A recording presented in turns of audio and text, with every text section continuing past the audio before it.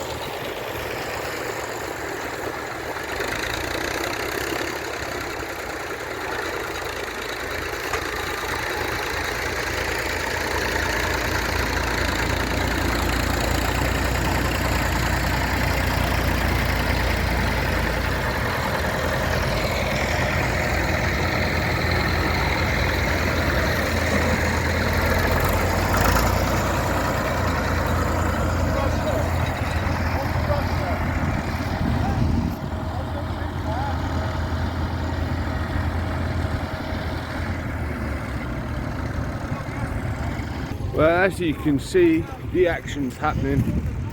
I've got my RV Harvesters logo t-shirt on, so if you're here, well, unfortunately they probably won't publish it until later, but if you ever see me at a show and I've got that on, you know, come and talk to me. I mean, I'm happy to talk to people. Nice crop of wheat here. It's going to be a nice day by the look of it. You know, there's some combines up here. That's where I'm heading to go look at them. Yeah, so I can see Clayson 122 and a couple of Massey 525s or something like that. And there's a Mercury and a little, like a Class Mercury and a little Massey 735 by the look of it. So there's probably some others as well. So I'll catch up with you later.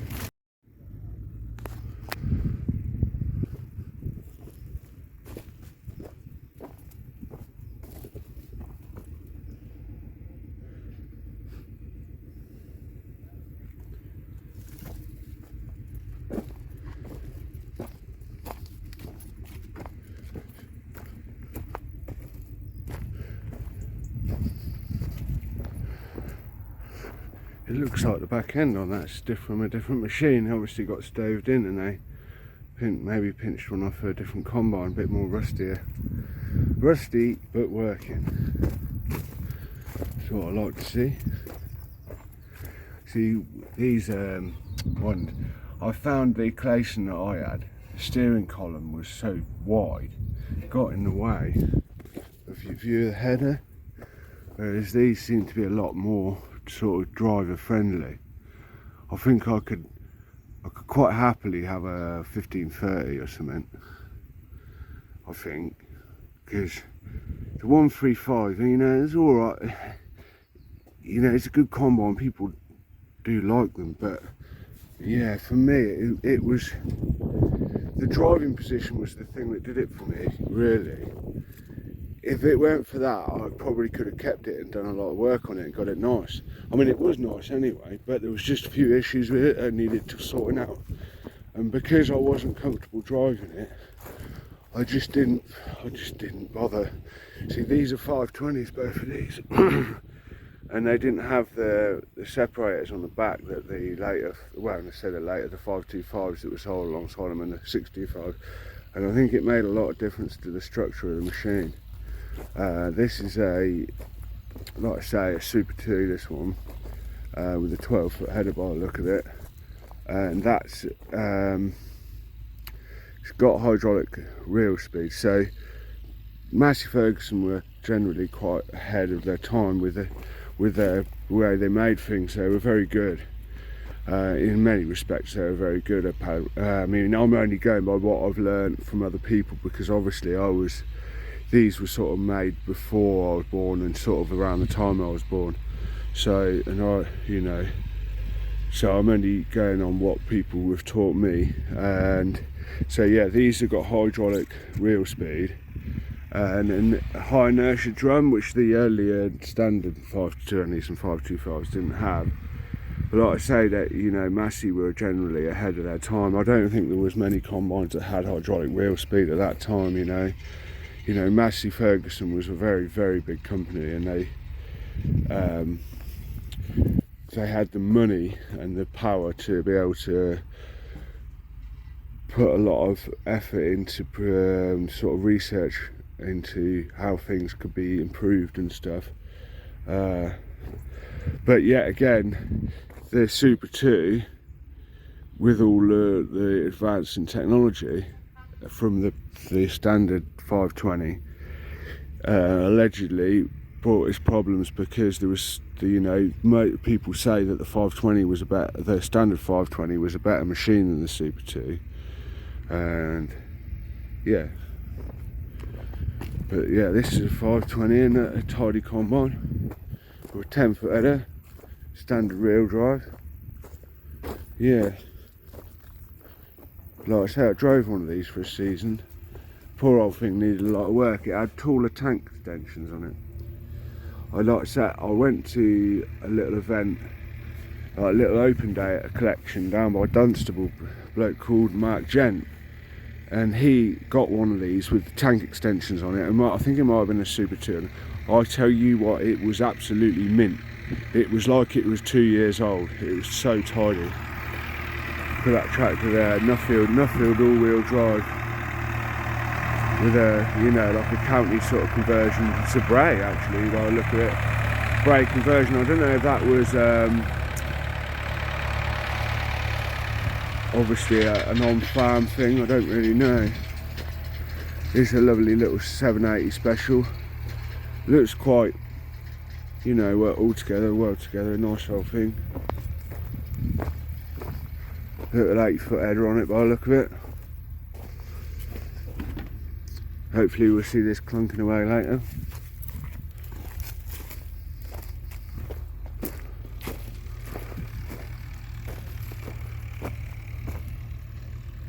As you can see, I headed straight for the combines.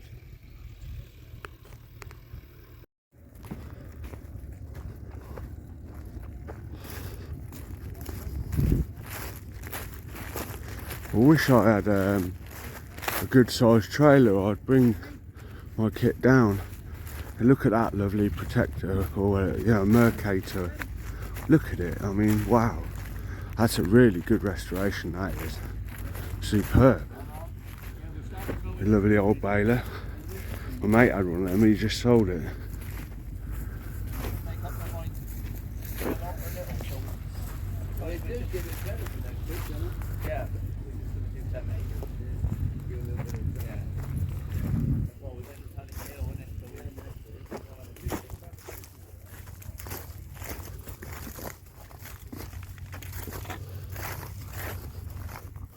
Lovely job. Yeah, man. If I did the gleaner up, painted it, it wouldn't want it to be in this condition. This is a 1977 class Mercator 60 combine harvester. This model was sold as a Senator 70 in the UK. It has a 10-foot quick detach header, Mercedes 6-cylinder, 105 horsepower, and a straw chopper not normally used in the UK as the straw is too valuable. Ken Gibbs imported this machine from Germany in October 2018. It's in original condition. Wow, that's profound. That's so well looked after. I've never seen one this good. It's in original condition, nothing bent, and brilliant paintwork. The only thing that in the original specification, the beacons required on driving on the road and the spot lamps required for combine late at night. Haha. But they do help driving into a dark shed. For a machine now 46 years old, it's credited to the original owners. A credit to the original owners. It was in use right up to 2018, and I have done approximately 30 acres since. This model was sold throughout the 1970s and is the type of combine Ken would have worked on. He started in the family business in Crewkerne in 1960 as a mechanic and graduated to service manager in 1970s until he started his own business in 1979 in Honington. Gibbs of Crewkerne sold their first class combines in 1961 and continued with Ken at Honington until he retired in 2003. In fact, Hambley's are still in Ken's old premises in Honington and today sell the full range class machinery, tractors, combine harvesters, forage harvesters, handlers, balers, mowers, rakes and tedders. In fact, anything to do with corn and grass. Ken and Hambley's were both originally David Brown tractor dealers until the David Brown factory closed in 1988 due to takeover from Case International. Look at that, what a beautiful combine. I tell you, I'd love to find a gleaner in this condition.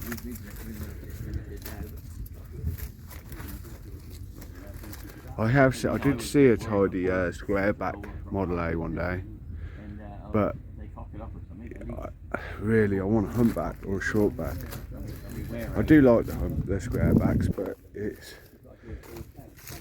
you know, I'd just never be completely happy with it. Not that there's anything wrong with it, it's just not exactly what I want.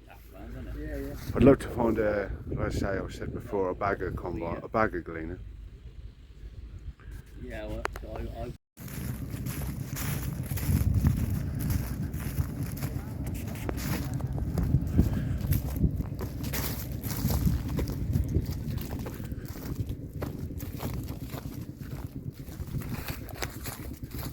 Oh, Massey 35s, I think that's what it is. It's got that there to hold the structure up. Keep it straight at the back end, hasn't it? It's got some panel work put on it to hold it, keep it all together.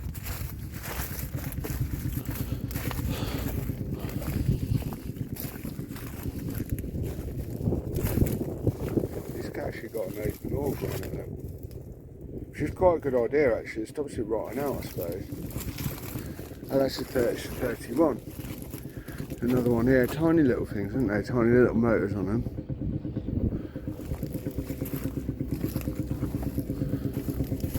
Interesting to see them going in a little while. Lovely little active trail combine. I know there's one of these in a barn up at Daventry. It's a nice little thing, isn't it, really? I'd like to have a trail combine actually. I think it'd be quite interesting if I bought a tractor. It's a bit more interesting than I've, but everybody's got balers and tractors. You don't see many old combines like this, do you, really? I'll tell you what I'd really like to have, and that's a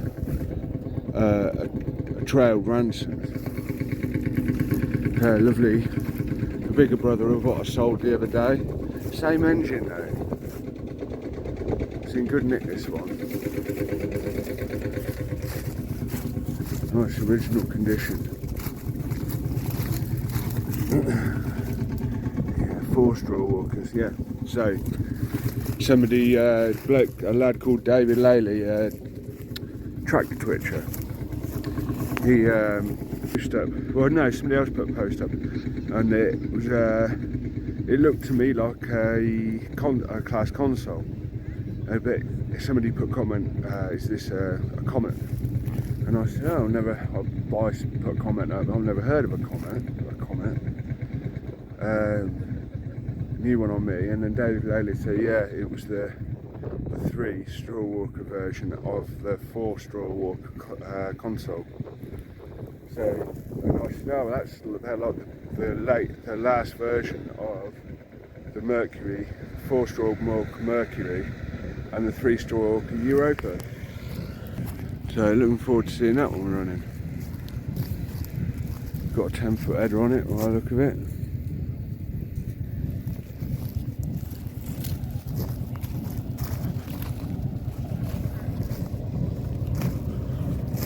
Getting busy already, look.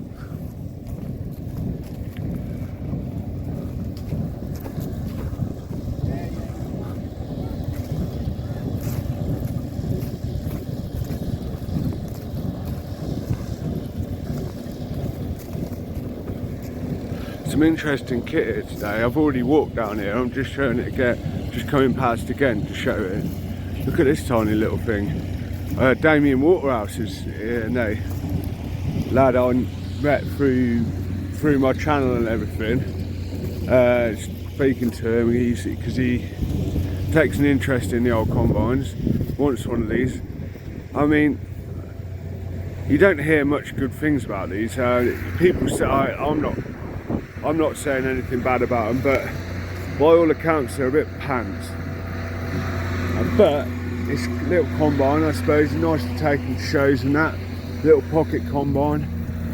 I don't suppose you cut many acres with one, but that doesn't matter, does it, if you just take it to shows? Look at the size of it. Tiny little thing. Hey, it's got 3 straw walkers. That's funny. Look at it. It's a little baby combine.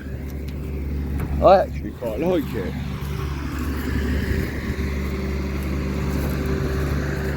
Yeah.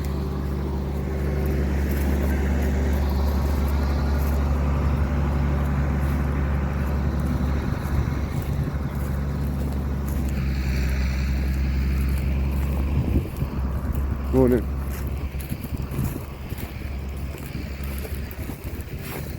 Oh yeah. Now that's smart, isn't it? Look at that.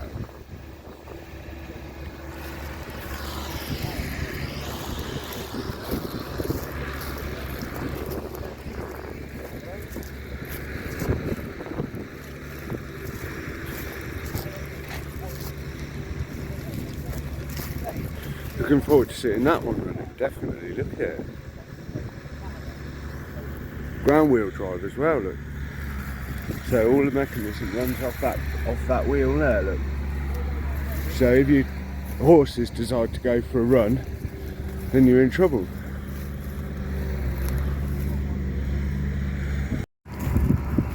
Nice ED40. Got a bit of experience with them the other weekend. latest style badge on it, so it's one of the later ones. Well, might have changed the badge, but I don't think so. Let's go look at these lovely old balers. Ollie, you're on radio, please. Look at that mint ED40. Now that's lovely, that is. Really tidy.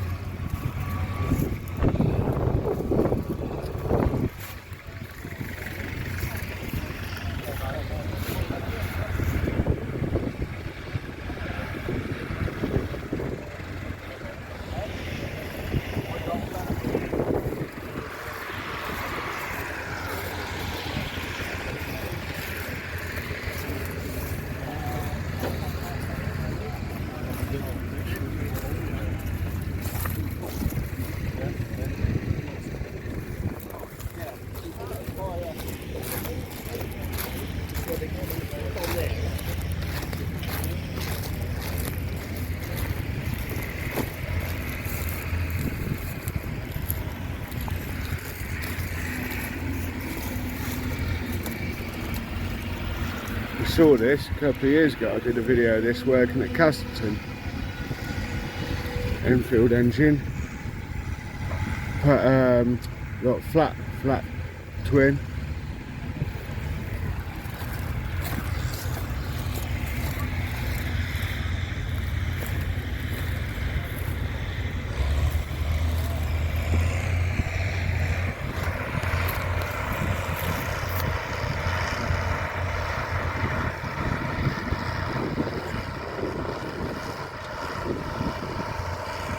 Dirty old beast.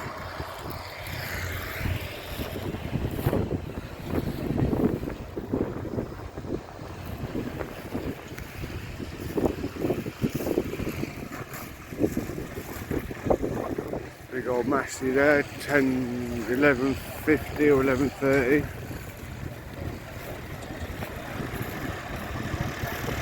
Straight 6 in it.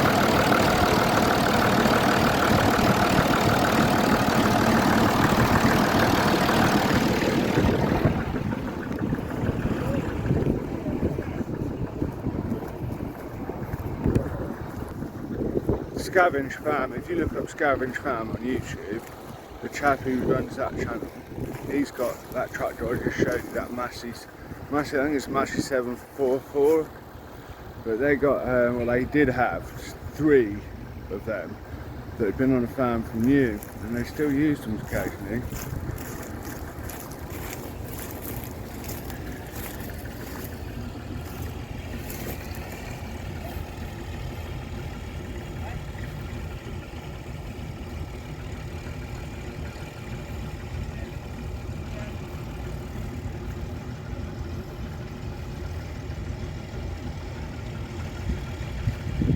Okay, so Perkins 6354 turbo engine and should be 120 horsepower. It was recently dyno tested and produced 141.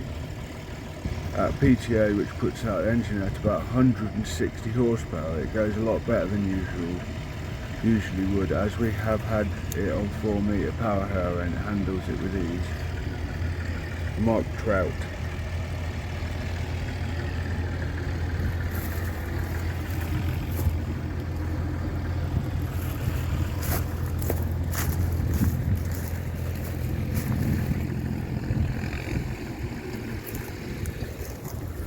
Howard Power Plow.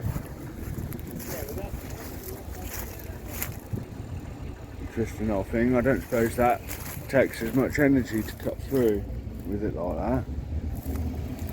Different design that you don't see very often now. Well, you don't see at all, really. Don't often see people ploughing these days. Little international toy combine, look. Little trailed one. American version. I don't think you got them ones over here. Not that I've seen them anyway. And a little Massey, oh, it's a New Holland bait there. A few of the bits and pieces. There's a vintage chainsaw collection, look. I just thought I'd show it, because you don't often see it with some tractors as well. Massey 35.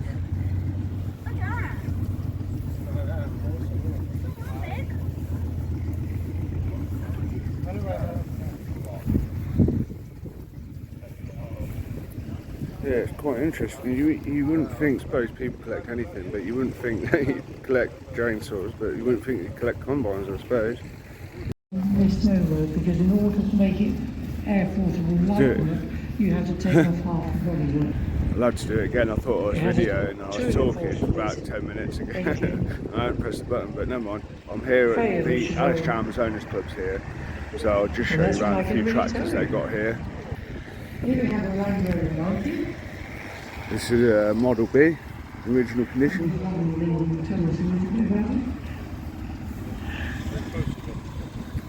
It's a 300 PDI. I've updated it about 5 years. Another Model B. With it, it's got a mid-mounted mower, this one. Didn't about a finger mower. Dangerous for wildlife, that one. As his regular vehicle. Restored D270. Oh, it's a D272, sorry. And that's the same, D272. And there's a little low slung one here. Let's get these lights. Could do with a set of these lights for a couple of my gleaners.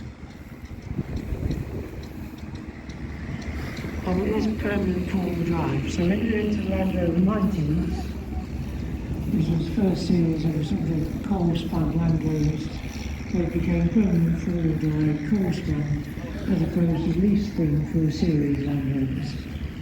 It did give them there you go, lovely. On we go. A few more little sights to see.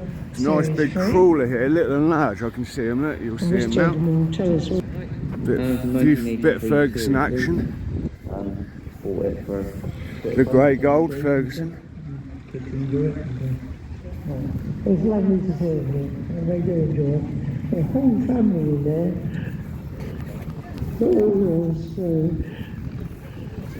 How are you? Oh dear. Oh no, lovely little vehicle. As you can see, multi-coat panels. A Land Rover with basically a box together kit. So if one bit drops Yeah, look at that. D24, look at the size of it. Another Land Rover 90. Very reasonable condition. Very little restoration. Four-wheel drive International B450. It's a tanker thing, isn't it?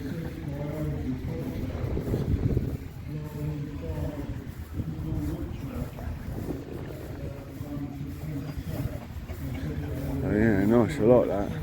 I bet it's got a turning circle of the moon.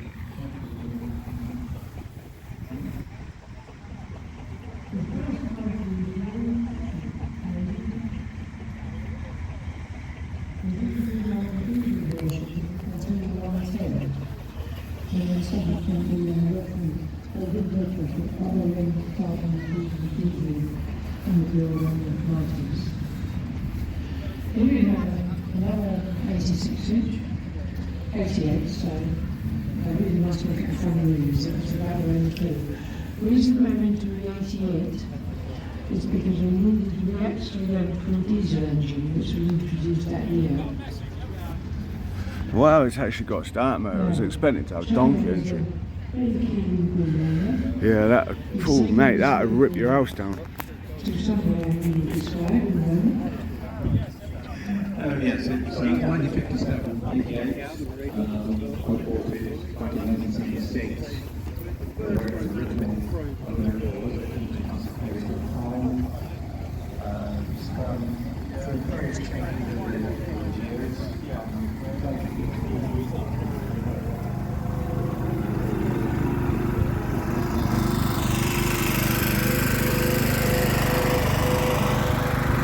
That's interesting. I do like that. I'm going to take a photo of that. If you want to look in. Hey? If you want to look in. Yeah, okay, sure, yeah. I'll do a bit of video. You haven't seen one before? I think I have. It might be the same one. I've seen one like this somewhere before, but I just can't remember where it was. But I do like it. It's really He's different. never been out of a shed for 40 years. Oh, right, Until okay. 6 months ago. Oh, okay. It wasn't this one then. I've seen something similar. Yeah, but where I don't You know. go down and drive, that's the best part about it. Oh, yeah, okay. What engine is that? Is that the same as what they put in a tractor? Same as they put in a combine, I was told. Oh, right, okay. I've got a couple of combines, Yeah. a couple of vintage gleaners. Well, I've got 3 actually. Somebody said it's the same as a Red Star combine, if that's any help. Okay, Don't know myself. sounds American to me. Yeah. It's not something I recognise. Somebody said he might be either South African or Australian to be right-hand drive. He's never been converted. Right, yeah, okay. We think he went on an Air Force base in this country for 10 years. Because he's 66 registered, but he's 76 tax, you know? Yeah, okay.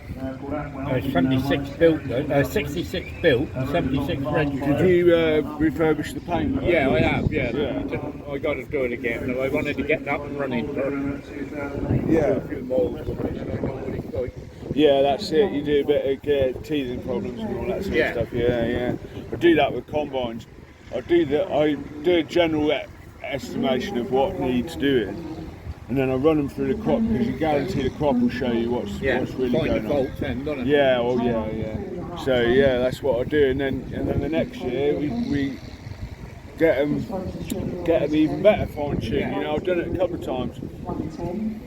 Yeah. You get all painted up nice, you've got to take the engine or something out. I mean, you know, Yeah, well, exactly. See, I haven't painted the gleaners because they're galvanised tin work, you see. So what I do is you let me look inside. Yeah. Sweet. So here we have another series 2. Headlights. Fire siren drill again. Looks like the original turbo petrol. Nice closing door.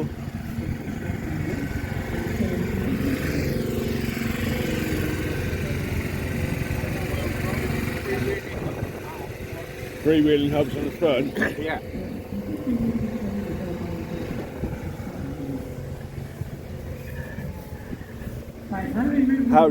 What do you do then? Lock. You got to just turn they 2 screws.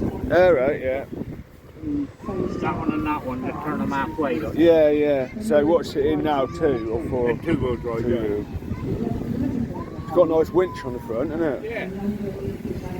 I hadn't home doing nothing, and I help a chap doing recovery, and we do a lot where these sat-nav was lost on dead lanes. Right. Very often we can't get the big record down, you want to get this down if we got to. Yeah, okay.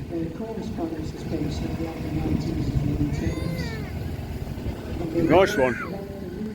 Look at that beauty.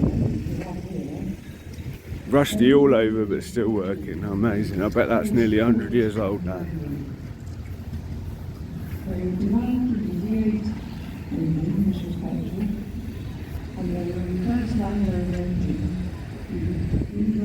Probably made when there was still a Tsar in Russia.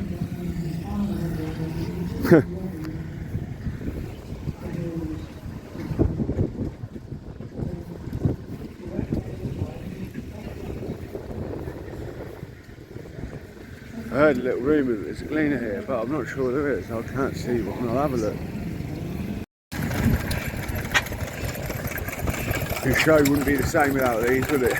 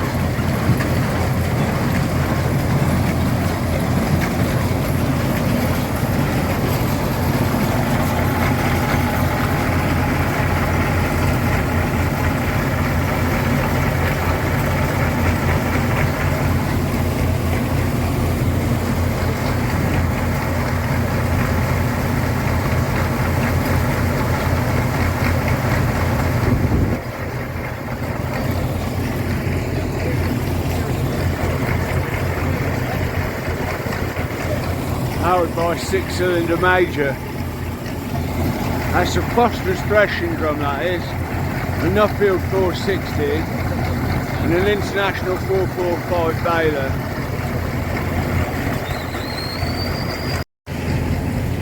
These are the reeds they're threshing.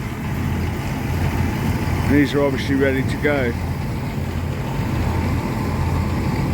My dad said when he was younger he used to watch them running a binder with a tall crop of wheat. He said it used to stand above your head years ago. Like back in the 50s, it would have been early 50s. He was born in 47, but when he was little he remembers a team of horses pulling a binder. Doesn't ever remember seeing a threshing machine. There's another one here.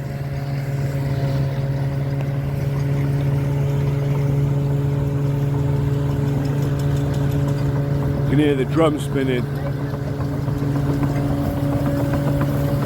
Yeah, ransoms.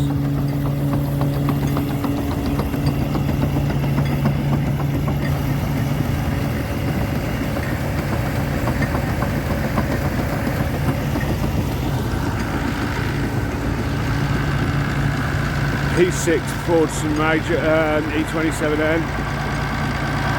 Nice P6 engine in it.